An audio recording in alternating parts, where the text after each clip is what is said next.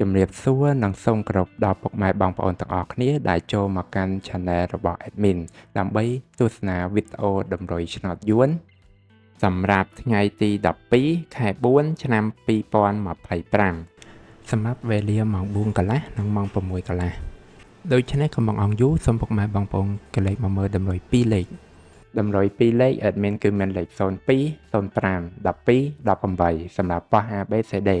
បន្ទាប់មកគឺខ្ទង់ O ខ្ទង់ O Admin គឺ O នៅខ្ទង់រាយនិងខ្ទង់10សម្រាប់ប៉ះ ABCD ដូចគ្នា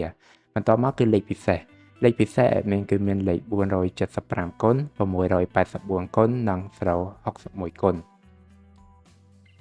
ដែលលេខទាំងអស់នេះសុទ្ធសឹងតែជាលេខដែលមានសង្ឃឹមថានឹងចេញខ្ពស់សម្រាប់ថ្ងៃនេះអរគុណពុកម៉ែបងប្អូនទាំងអស់គ្នាដែលបានទស្សនាវីដេអូនេះពីដើមរហូតដល់ចប់ក៏ជូនពរពុកម៉ែបងប្អូនទាំងអស់គ្នាធ្វើការសងសំណាននៅថ្ងៃថ្មី